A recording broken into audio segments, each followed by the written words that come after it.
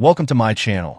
Make sure to subscribe and enjoy daily stories filled with themes of betrayal, revenge, and relationship advice. The house buzz with energy, a mix of laughter, music, and the faint scent of Emma's favorite perfume. I paced in the living room, trying to steady my racing thoughts. Meanwhile, Emma was absorbed in her reflection, twirling in front of the mirror as she adjusted her dress for what seemed like the 100th time. "Can you help me with this necklace?" Emma called, her voice tinged with a blend of irritation and excitement. I walked over, working to mask the storm brewing inside me. "Emma, we need to talk. It's important." She glanced at me through the mirror, her eyes brimming with impatience. "Can it wait? I'm already late." "No, it can't," I replied firmly, softening my tone to ease attention. "You've been going out a lot lately, and it's starting to get to me." Emma rolled her eyes and turned to face me, crossing her arms. "Are you seriously bringing this up now? It's just a night out with the girls. I'm not doing anything wrong. I'm not accusing you of that," I said, struggling to keep my frustration in check. "But every weekend it's the same story. You go out and I'm left here alone. It feels like your social life is more important than our marriage." Emma sighed and smoothed her dress down in exasperation. "This is ridiculous, Mark. I need time with my friends, just like everyone else. So people have hobbies. I have my friends. I'm just trying to have a little fun." "Fun? Or is it something more?" I challenged, my voice trembling. Doubts that had been festering within me surfaced. "I'm starting to wonder if there's someone else." Her face flushed red, a mix of anger and hurt twisting her expression. "Are you accusing me of cheating?" "No, I'm not accusing you," I said, the frustration bubbling inside me. "But it's hard not to wonder when you never share anything about your nights out. It feels like there's a part of your life that I'm shut out from." Her eyes narrowed, sparking with defiance. "Mark, I'm not a child. I don't need to account for every second of my life to you. I go out, I have fun, and I come back. I'm not hiding anything." I took a deep breath, forcing myself to stay calm. "I'm just asking you to think about how this affects us. I'm not saying stop seeing your friends. I just need to feel like I'm still a priority. Otherwise, I don't know how we can keep going like this." For a moment, her face softened, but the frustration didn't leave. "You're being controlling, Mark. I feel suffocated. If you can't trust me to go out with my friends, then maybe you need to look at your own insecurities." Her words landed like a blow. I stepped back, feeling the weight of them settle on my chest. "Maybe you're right. Maybe I am insecure, but I can't just ignore how this is making me feel." Emma sighed deeply, shaking her head. "I'm going out now. I'm already late, and I need to unwind. We'll talk when I get back. If you're still upset, we can discuss it then." She grabbed her purse and walked out the door. The soft click of it closing echoed through the now silent house, leaving me in the dim hallway with an emptiness that clung like a shadow. The room felt colder, and as I sank onto the couch, a sense of dread settled in. Each night, she spent away only deep in the distance between us. The faint beat of music from her night out seemed to haunt the silence, a reminder of the chasm growing between us. The next morning was painfully quiet. Emma and I were like strangers in our own home, each lost in thought, avoiding the tension that had grown between us. After a night of tossing and turning, I made up my mind. It was time to lay everything out and confront the issue head on. I sat waiting in the living room, morning light filtering through the curtains and casting long shadows across the floor. The space felt unwelcoming, almost foreign. Emma entered, her face still sleepy, and she immediately sensed a weight in the room. "Morning," she said, attempting a cheerful tone. "What's up?" "Morning," I replied, trying to steady my voice. "We need to talk." Emma set her coffee mug down and sat on the edge of the sofa, her posture guarded. "About what?" Taking a deep breath, I spoke, feeling the gravity of each word. "Emma, I can't keep doing this. Every weekend you're out and I'm left here alone. I've tried to brush it off, but it's eating away at me. I need to know where we stand." A flicker of annoyance crossed her face. "Mark, we've been over this. I go out, I have fun, and I come back. It's not like I'm doing anything wrong." "It's not just about what you're doing," I said, my voice soft but resolute. "I'm trying to stay calm," I said, my voice tense. "This is about how it makes me feel. I'm starting to wonder if you're more invested in your social life than in our relationship. Emma's brows drew together in frustration. So, what are you saying? That I should just stop seeing my friends? No, I responded firmly. I'm saying we need to find a balance. I've been patient, but it's gotten to the point where I feel like I'm not a priority in your life. I need to know if you're truly committed to this relationship. Emma's expression hardened as she crossed her arms. Are you seriously giving me an ultimatum? Yes, I admitted, my heart thundering in my chest. Either you start considering our relationship and make an effort to balance your social life with our time together, or we need to rethink our future. I can't keep feeling like I'm on the sidelines. She stood up abruptly, her face flushed with anger. This is ridiculous, Mark. You're being controlling and unreasonable. You need to live my life. And if you can't accept that, maybe you need to reconsider your own perspective. Emma, it's not about controlling you, I said, my voice strained with emotion. It's about trying to save something that matters to me. I need to feel like we're working towards something together. Emma shook her head, her frustration palpable. You're suffocating me. I need space, and if you can't handle it, then maybe we're better off apart. Her words struck me like a physical blow, but I held my ground. If that's how you really feel, then maybe we do need to take a step back. I can't keep living in a relationship where I feel ignored and unimportant. With a decisive movement, Emma grabbed her purse and headed for the door. Fine, I'm going out. We'll talk when I get back, but I'm not going to be rushed into making decisions. As the door slammed shut behind her, I sat back down on the sofa, feeling a mix of despair and determination. The ultimatum had been set, and now all I could do was wait to see how things would unfold. The house felt colder, the silence heavy with the echoes of our argument.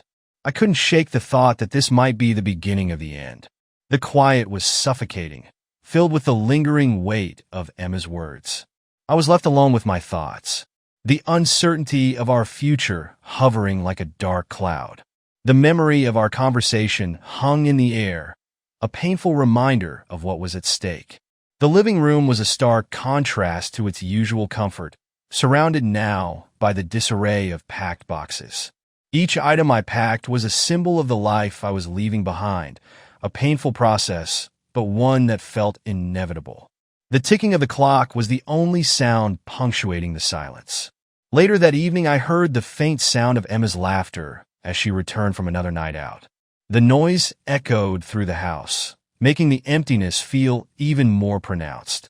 I was taping up a box when the familiar sound of her key turned in the lock. I took a deep breath and set the box aside. It was time.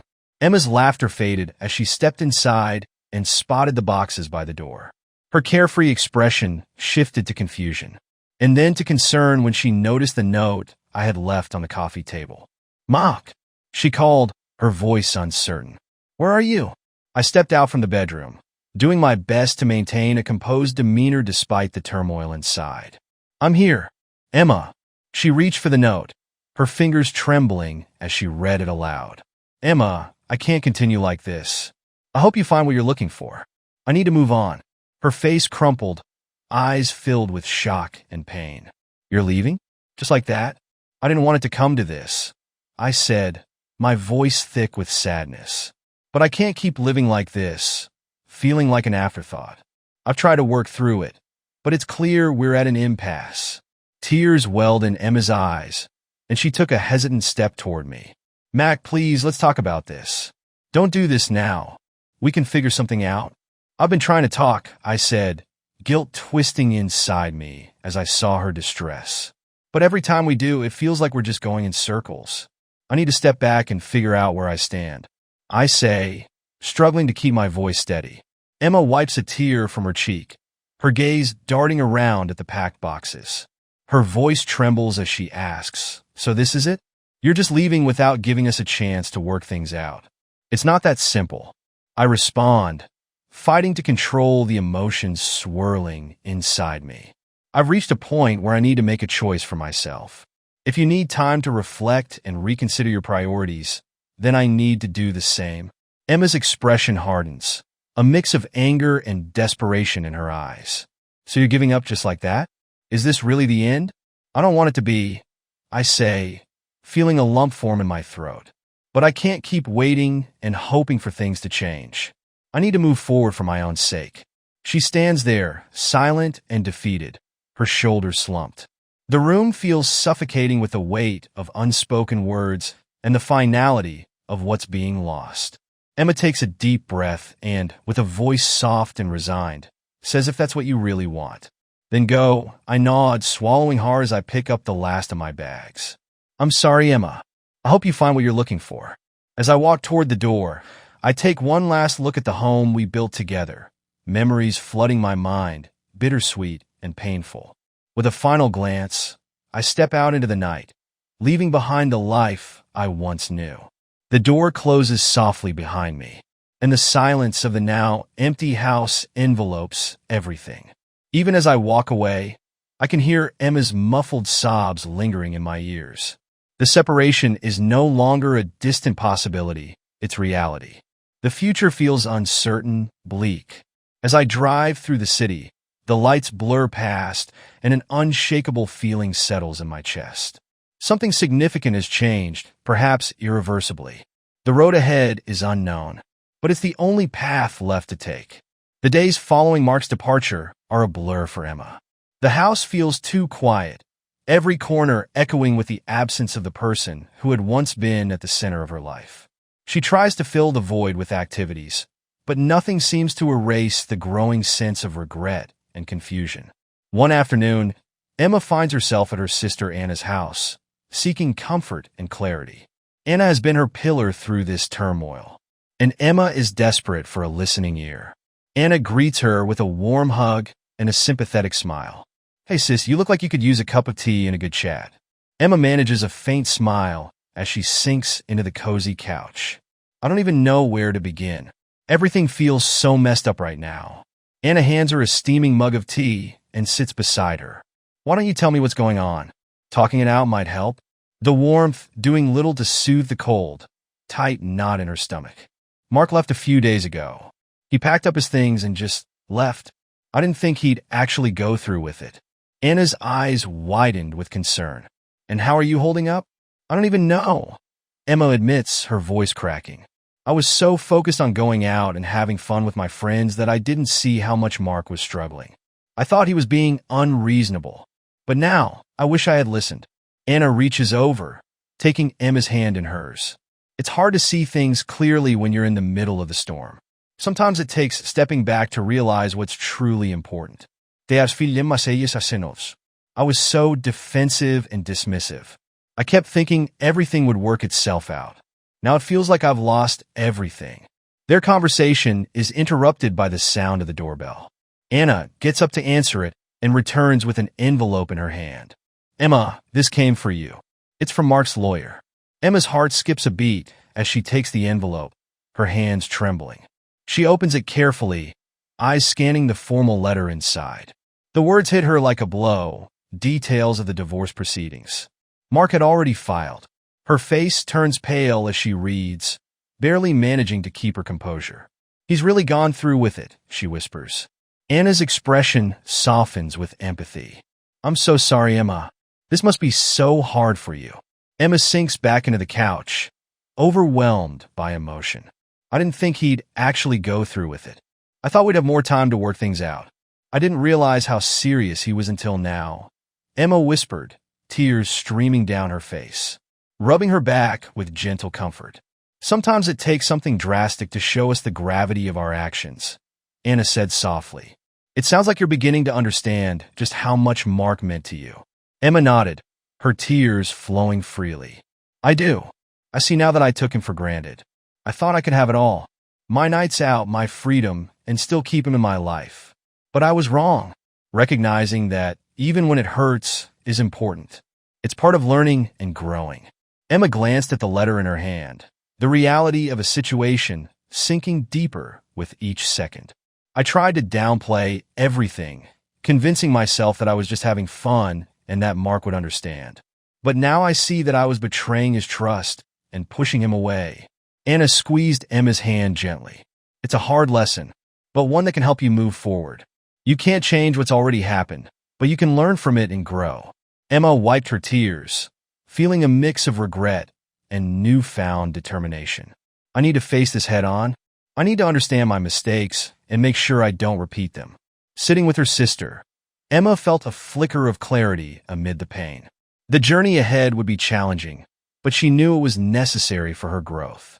The end of her marriage had brought a harsh realization, but it was also an opportunity for self-discovery and change. Their conversation continued, with Anna offering support and wisdom as Emma began to piece together the fragments of her life. The road to healing would be long. But Emma was ready to confront her mistakes and truly understand the value of what she had lost. I thought a few nights out with friends wouldn't hurt, Emma reflected, but I didn't realize how much damage I was causing until it was too late. Now, as the silence settles and I hold these divorce papers, I have to confront the painful truth about my choices and how they led me here. Emma had always believed that keeping her social life separate from her marriage was fine until Mark's ultimatum shattered that illusion. The reality of their separation hit hard, leaving her to face the consequences of her actions and the end of the life she once believed was secure. One night out, it turned into a string of weekends that eroded Mark's trust. When he finally walked away, all that remained was regret and the cold, official letter of divorce. Emma now had to grapple with the painful realization of what she had lost and how her choices had led to this moment. Our marriage was on the brink, and I kept pushing the boundaries with my nights out, she thought. When Mark gave me an ultimatum, I never believed he'd actually leave. With him gone and the divorce papers in my hands, I'm forced to face the fallout of my decisions and the emptiness they created. Her weekends, once filled with laughter and freedom, had come at an unimaginable cost. Mark's departure was a harsh reality that forced her to confront her mistakes and the void they left behind.